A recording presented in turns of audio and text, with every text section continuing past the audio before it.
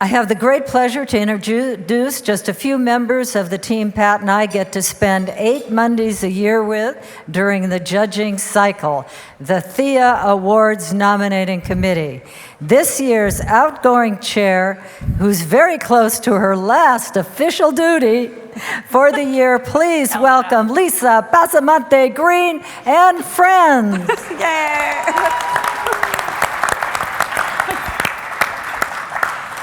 Thank you, Roberta.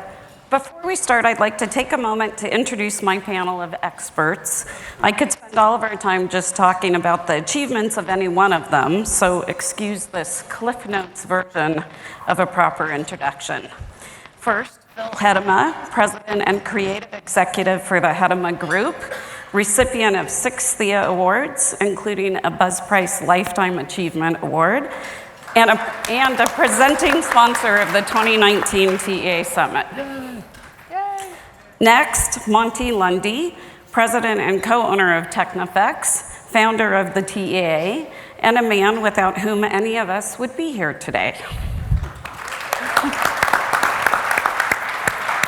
Next is Susan Bonds, CEO of 42 Entertainment and incoming TEA Thea Awards Committee Chair, who I am so pleased to say will take my place on the committee at the stroke of midnight tomorrow night.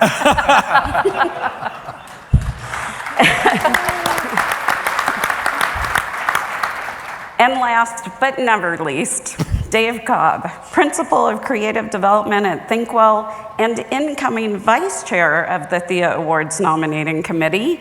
In other words, he's the man who in 2 years will be taking Susan's place, so everyone should be extra nice to him.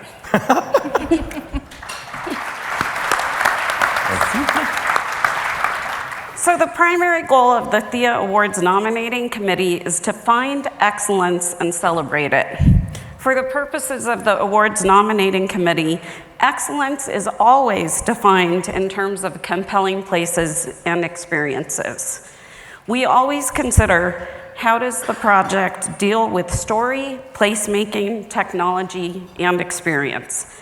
This year, the committee reviewed over 343 potential nominees. We spent over 2,000 hours to determine which projects were worthy of being recognized with an award of outstanding achievement before presenting the final slate of nominees to the International Board for its review and approval. So now let's discuss with our esteemed panel how to nominate a project for a Thea Award. I have 9 questions. Since we only have about 14 minutes, I'm going to pick a question to ask each of you, and you can speak about it for about a minute, and if anyone else has a quick comment to add, they can jump in. My last questions will be for all of you to answer. Phil, can you please discuss the idea of excellence and what the committee tries to understand or looks for as they review a submission? Sure. Well, I think this is one of the questions everybody has, we get asked the most, is how do you define excellence here in an industry where every project we do is trying to be a memorable experience for its audience that they've never seen before. So there is no set of check marks you can do on any of our projects. If there were, our projects wouldn't be very innovative. So we really look at a whole bunch of different categories. There is originality of design, of course. There's the level of experience. We also look at who is this for and who's the audience it's designed for, and that's a very different context. And frankly, we also look at who is producing this, because the context of the experience is very different. A very seasoned producer probably has a higher bar to cross for their more experienced and an audience that they have that would expect a higher level than some small producer, possibly in a region where there isn't a large audience. So we really try and recognize where is their innovation, where is their originality of thinking, and most of all, where does that all come together to create an experience for that particular audience that really sets the bar higher for the industry in that spot that it has been before. Thanks. Dave, I'm going to come to you next. The rules say anyone can nominate a project for a Thea. If I see a project that I think is cool, what do I need to do? Do I need to put together a whole video and everything? Or can someone really be considered for a Thea based on a smartphone video and a write-up, brief write-up? Sure. I mean, there is a standard nomination form that you fill out that gives details of the project, and it's expected that along with that, you can give reference materials and photos. A video is nice. It's not necessarily a requirement. It obviously really helps to get the guest journey across, but that's the key. It's what we want to see is the guest journey. It doesn't have to be a marketing video. Save that for after when you win. Like, don't try to sell us on why it's good. Show us why, what is compelling about it as a designed experience. So to your question about a cell phone video, yeah, if you can't afford a video production budget, literally shoot the entire thing from guest POV with your iPhone and we'll be fine with it. There's no expectation of quality. If you do make a nice video, that's a plus, but it's certainly not a negative if all you have is either, a YouTube videos or a self-shot video. You don't get extra points for production value of your entry video. No. You get points for the quality of the experience itself. And you really have to keep those two things separated. Right.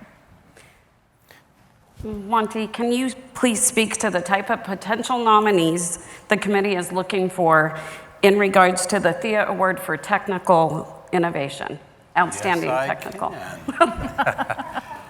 Relative to technology, we are looking at generally a very broad spectrum of technologies. As Bob Gurr often says, we're comparing apples to oranges to zebras. So long ago, we've been doing this for about 20 years now. Long ago, we developed a way of ranking and scoring each of the technologies in and of themselves, but in the end, we're able to compare apples and oranges and zebras. And there are 4 categories that we look at. One is, what is the benefit to the guest? What is this technology bringing to the experience that is a positive for the guest? Because ultimately what we all do is about guest experience and creating the best guest experience possible. So that is one category we look at. Then we look at what's the benefit to the industry?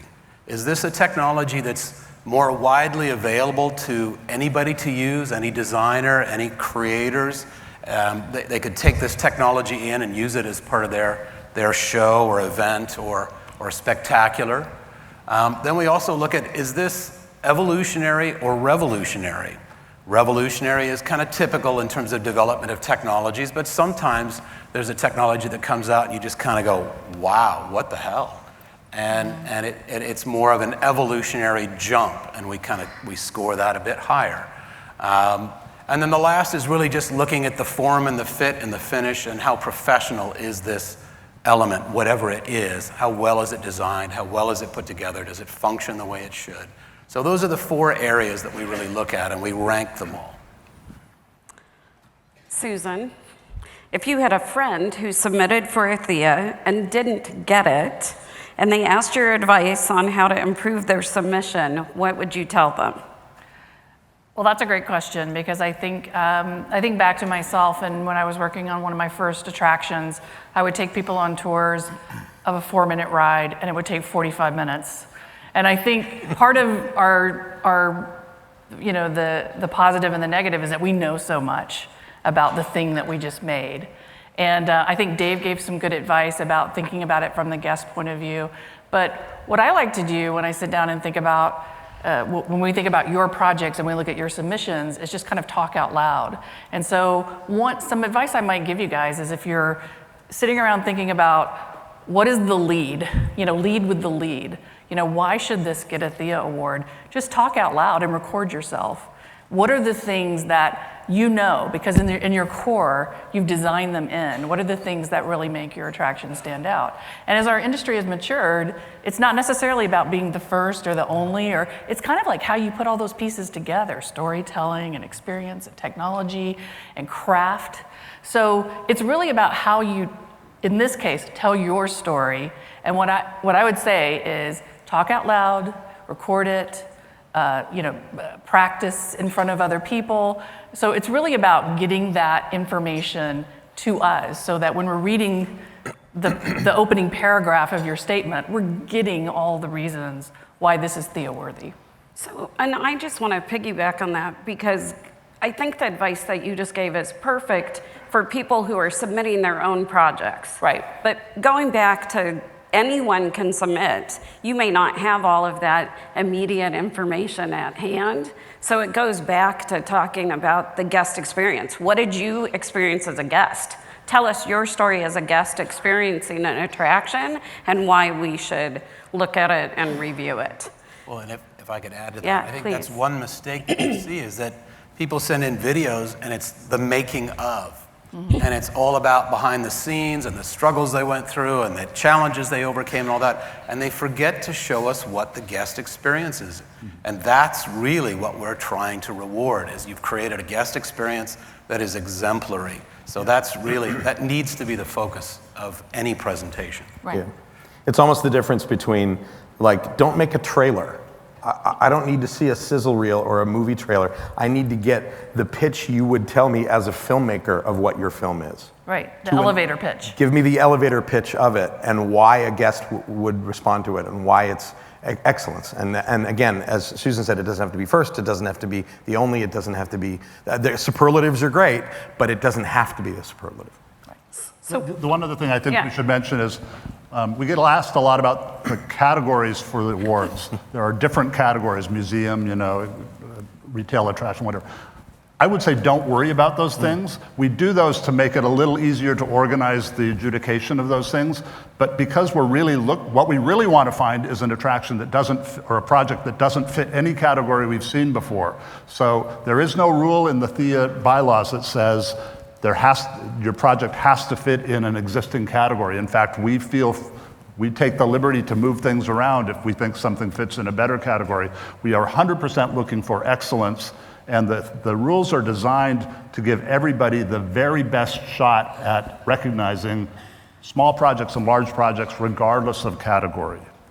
And I want to say too that the rules are posted on the TEA website, so you can go to the TEA website and you can look up the rules and you can see what the adjudication process is, because we have very strict rules that we adhere to as we're reviewing nominees and projects, and how the whole process works is explained on the website.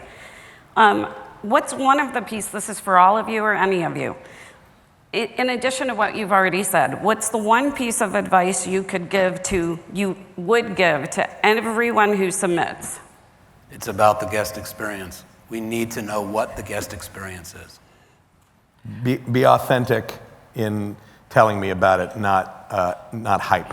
Be authentic in telling me why this is worthy of an award by telling me exactly what the guest experience from soup to nuts will be. I would also say, just piggybacking on that, don't overthink it. Yeah. These are not complicated forms to fill out, and it's be straightforward. We take the time to look at every piece of material that you send in, we go over it. So it's just like, I think being straightforward about what you did and what you think is why it's Thea worthy is probably the best advice I could give. What makes your project that's going to make it special, that's going to make it stand out from the hundreds of other projects that will be reviewed this year? And then one other piece of advice, don't send a video of opening day. Yes. We don't need to see the speech the mayor makes at the ribbon cutting of and I can't tell you how many of those we get, and it's really irrelevant to our process. We want to see the guest experience of the project itself. And seeing guest reactions is good, but guest like exit polls or reviews, because that's just too subjective and it's too easily manipulated. Right. Honest reactions of people during the experience, wonderful. But the minute we get 5 minutes of audience exit reviews, save that for once you've won the award and celebrate it here. It's not necessarily going to help you when we're voting. Are there any other mistakes in submissions that you see most often and that make it less likely for something to be considered that we haven't mentioned? I think probably covered it, but. I think other things that are obviously lifted directly from a project that we're all familiar with. And we're familiar with most everything that happens Right. around here. So when we see something that's a clear, somebody saw something and then said, we're going to build one of those. That probably doesn't get a lot of attention. What secret thing do the really great submissions do that you wish they all would do? make me want to see it. Yeah. Right. Yeah. Yeah. That's true. They send tickets so we can come visit. So bad. What do you hope to see in the project submitted this coming year? And are there any more categories you would like to see more of? Well, I think recently, we've been talking about immersion, location-based entertainment, connected immersion, and then people are just building stuff that we don't even know what category it fits in. And it's kind of cool to see people just go out there and do amazing stuff. I think as an industry, embracing people that are trying new and different things. We've had some artists come in and they were just so humbled to be a part of a theme, park industry. It was very humbling. But I think not being afraid of new ideas and just embracing people, us all being on the lookout. Obviously we go look for inspiration everywhere, so. I would say also listen to the questions some people had today for various projects. Like we're getting a lot of questions about accessibility and diversity and inclusion in the audience. Yeah. If there's something in your project that is unique, by all means, make that part of your pitch. It's one of the things about, like, say, Illuminations that was so wonderful. The fact that they did their outreach and research with the indigenous locales, that's a huge reason why it's Right. worthy of an award. So if your ride has an innovative new ADA seat, but that's not the marketing lead, put it in. We want to hear that because all that's the stuff. All that kind of stuff is what raises the bar in the industry for all of us and inspires us all to be better and be more inclusive. And the committee also loves to see projects that are expanding our industry. The Theas were created as a Right. showcase of the best of our industry.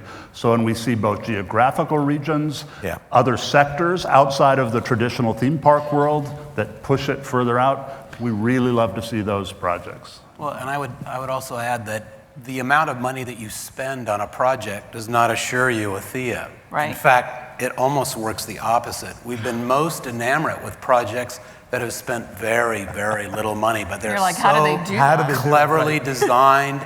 The interaction with the guests is so clever. So the amount of money that you spend on an attraction does not, predicate you getting or not getting a Thea. I would add for 1 second here, Lisa, Yep. before we run you out. I thought you were coming up because No. the clock ran out. No, I'm coming because I know.